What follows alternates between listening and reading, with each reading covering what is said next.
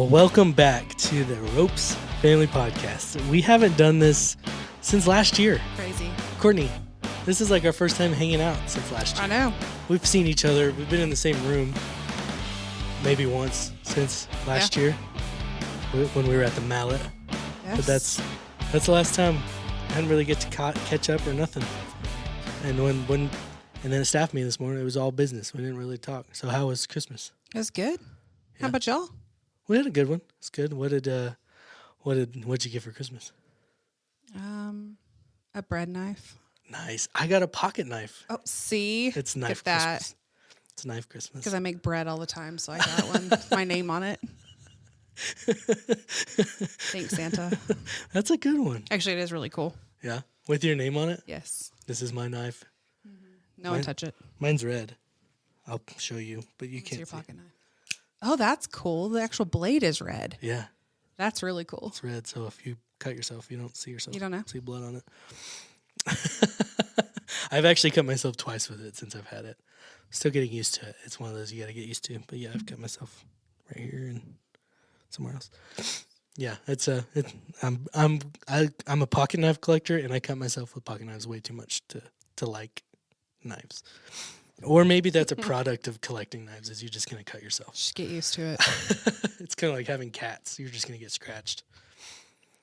But anyway, today we're going to be talking about foundation. And when I told Allison we were going to talk about foundation, she said, I wear like a light to medium base coat, and then I put it in. Sometimes I put it before the concealer or after. And I'm like, what are you talking about? I'm not a makeup person, so I don't even know. She said, I'm a light to medium something. And then I was like, oh, okay. And then she said, light to medium base. Whatever that means. That's what she said about foundation. But I wanted, but we talked about like resolutions and formations on the last episode last year. And so I wanted to kind of pick up and talk about a foundation so we can have a firm foundation of what to build our new goals on. So can you define foundation for us? A foundation is an underlying basis or principle. That's pretty simple. You know, also like you could think of a foundation as like what people build houses on, right? Mm-hmm. Or build things on. You put that before the base of your makeup, I guess, or I thought it was the base of your makeup, but I don't know. You know, I would have thought that the same, but I guess you got to have more products. I have to get some makeup lessons from Allison. Yeah, She's got it. She's got. She makeup. is good at it. She's pretty good at it. Off topic. This is it right here. This is what 2025 Ropes Family Podcast is going to be like. We're a makeup podcast now. Let's do it. But I kind of wanted to talk about that. You know, we wanted to be we want to be formed more like Jesus. That was kind of like where we left off with last podcast. Formed more like Jesus, or we should want to do that. And so whatever goals or resolutions or formations we set for ourselves, we need to make sure that those are rooted in Jesus. And I kind of carried that same mindset over with the youth. With the youth group. And we're beginning this semester off with a new series called Firm Foundation, because I wanted to kind of give them or nudge them in the right direction to start off the year. You know, and it was kind of, I kind of went back and forth on this. You know, our community or those kids necessarily, like the youth have been through a bunch in the last semester. Like it was just right hook after right hook. They keep getting. And it's been a rough couple years, but this last semester has been really rough, especially for the youth group. And so I wanted to, and stuff like that can kind of throw you all kinds of different directions, and you could really not know which way's up, you know, especially at that age, and not knowing what's going to happen next, or not being able to trust what's going to happen in a day or so or whatever. You know, you never know. And so I wanted to kind of give them a nudge or a direction to give them a good start for this year, you know. So this first week we're gonna be looking at a couple verses in Matthew, and it's Jesus at the at the end of the Sermon on the Mount. It's Matthew 7 verses 24 through 27. I can read it. You want to read it? I'll let you read it. Yeah, of Matthew 7, 24 through 27. Okay. Everyone then who hears these words of mine and does them will be like a wise man who built his house on the rock.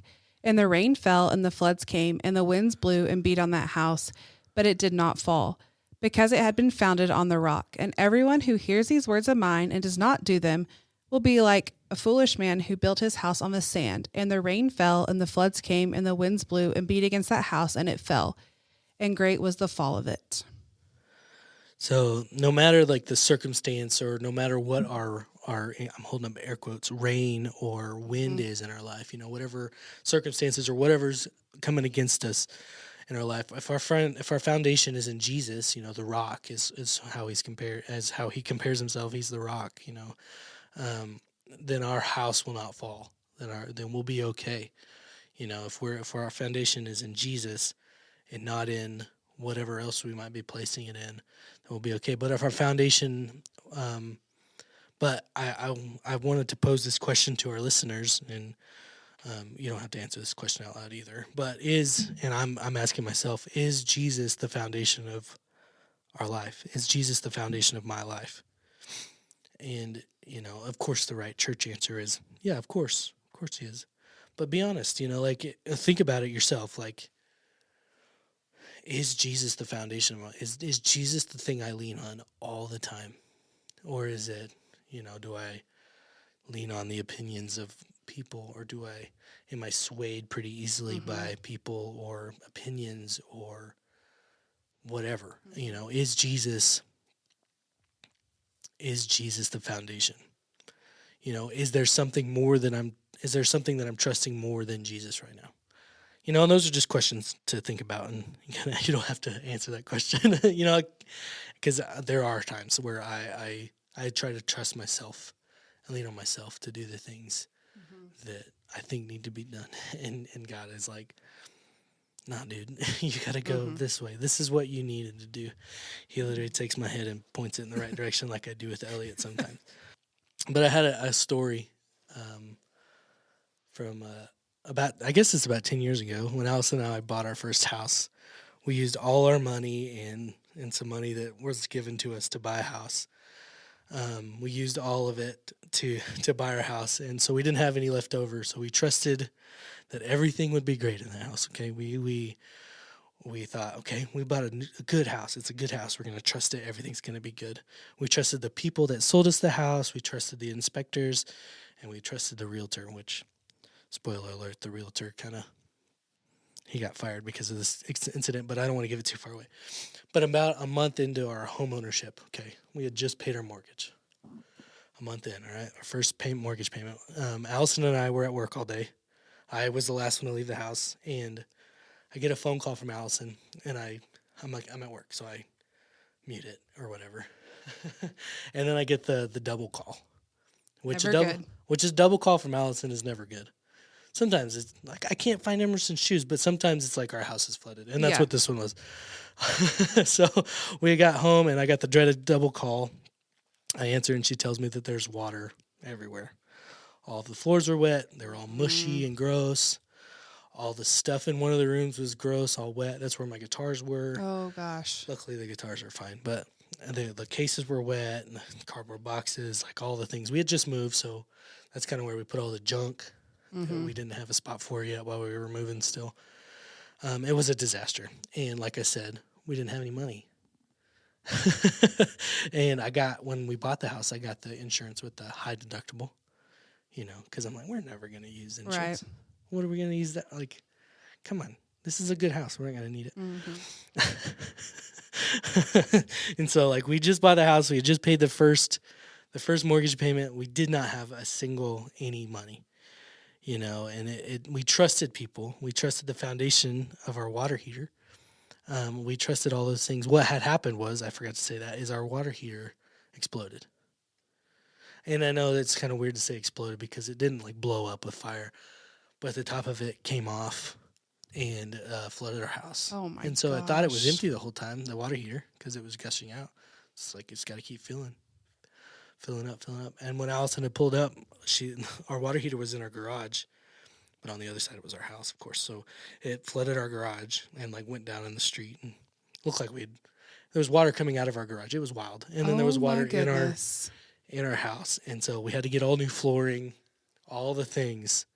We didn't have any money. We had to put it all on a credit card. We're still feeling the effects of that 10 years later. So credit cards are bad, if you're ever wondering. Except for that you needed a hot water heater. So and we didn't have any money, and it was our deductible was really high, and the insurance paid $900 because of our deductible. Of course. They're like, oh yeah, here's your $900. You can go get your floors done. Figure it out. Yeah, it was a great time.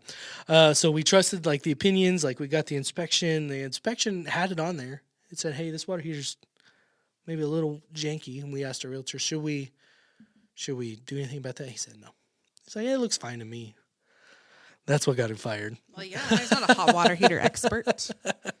So we actually have a realtor now that's very trusted and we love. But that's besides the point. Our first time, we just went to some random place. Yeah. Like, hey, we'd like to buy this house, please. And they said, okay, let me set you up with this guy.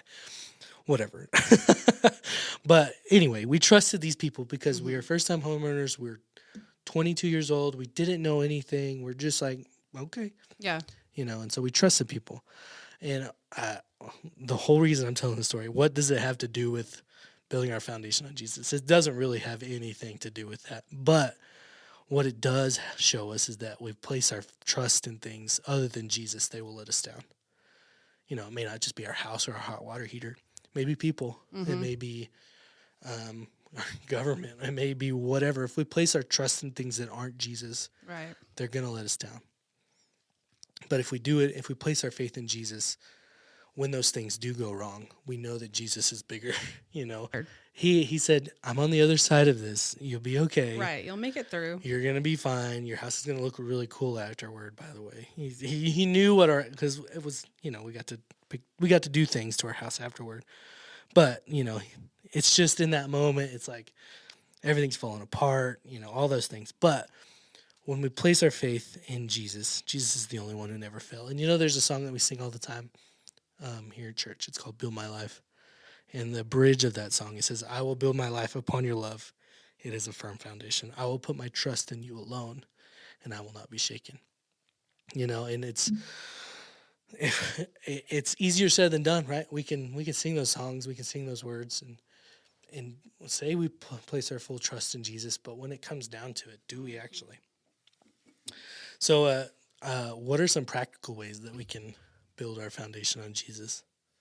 Since I seem to always go practical over here. Yeah, you're the practical one. It's because I don't have a degree in any kind of anything. Me neither. Religious. I should be there next year. Yeah, but you're close. Yeah, I'm almost there. My degree's in education. So, hey, teach practical. me something. Here we go.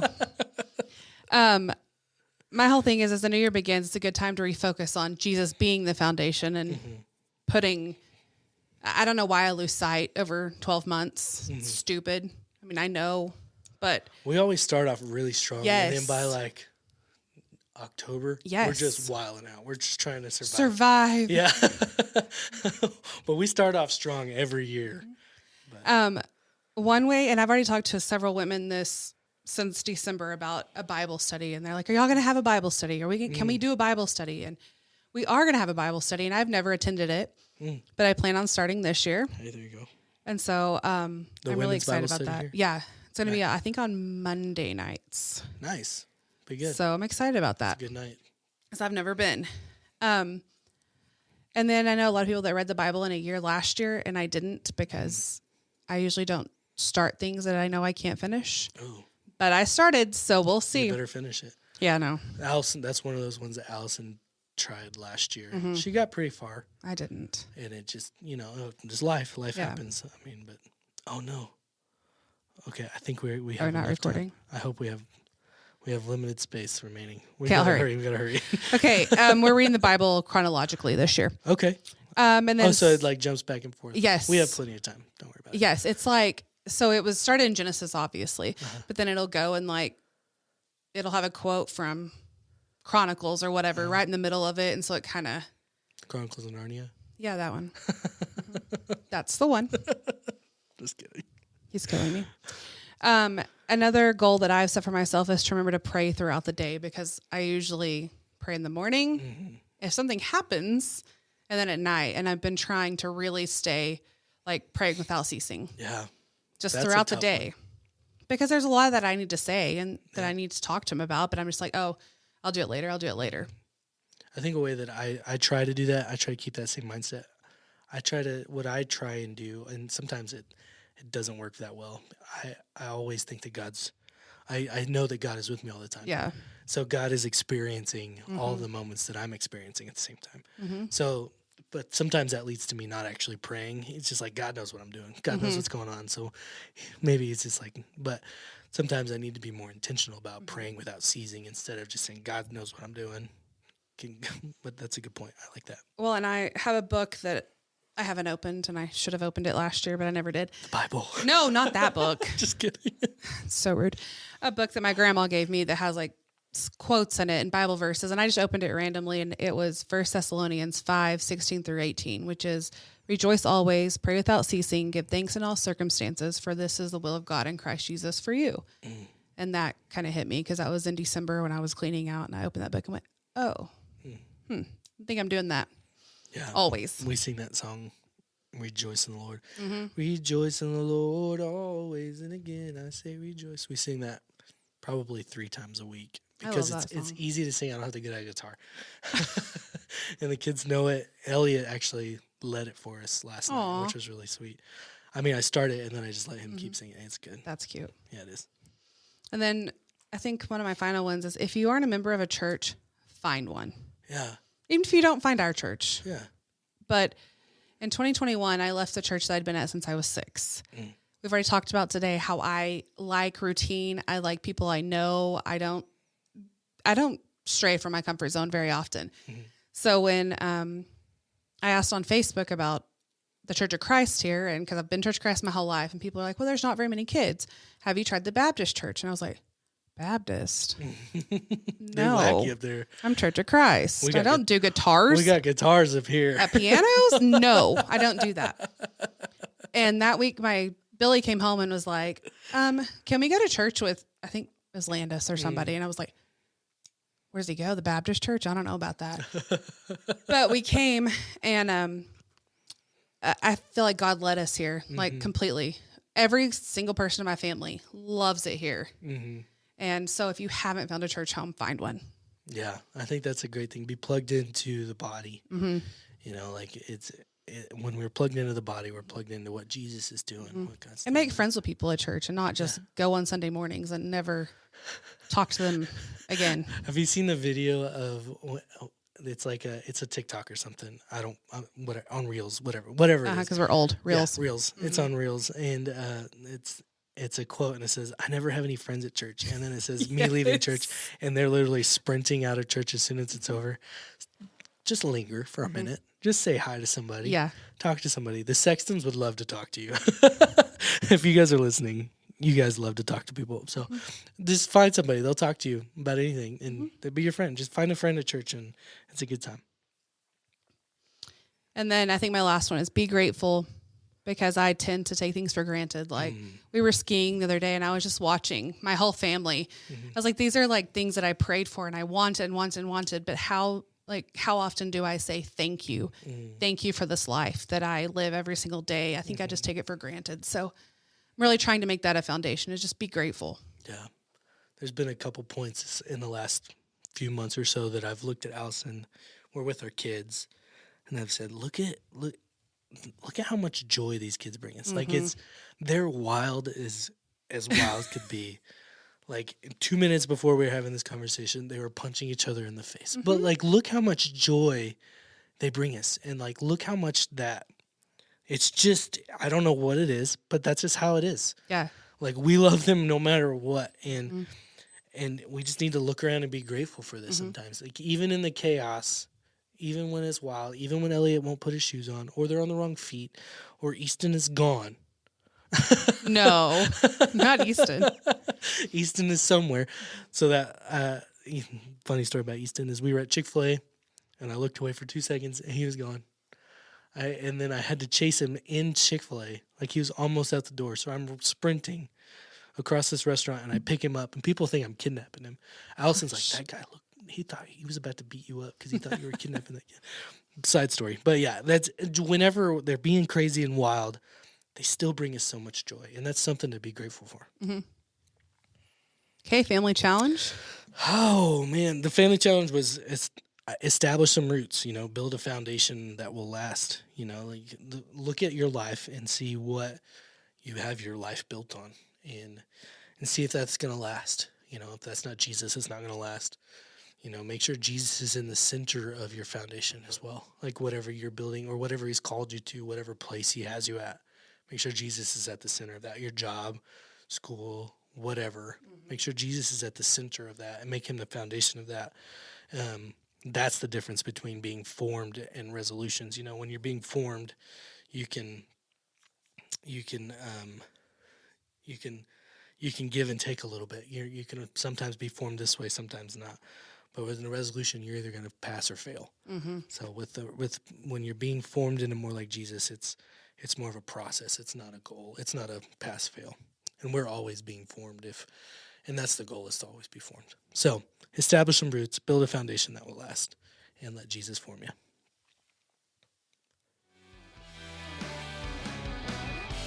All right, that's all we got this week. We will talk at y'all next week about something else. We are looking forward to this. We are this is episode 41, so we're almost 10 episodes from a full year of episodes. That's crazy. That's wild. And our first episodes were bad. They're rough. So if you're listening to this, thank you. But please don't. Go listen to them. They're good, but they're just bad at the same time. Maybe we should just re-record them. That would help us. Well, I think we've got it down now. I think we're officially side podcasters. Mm-hmm. Sort of. You are.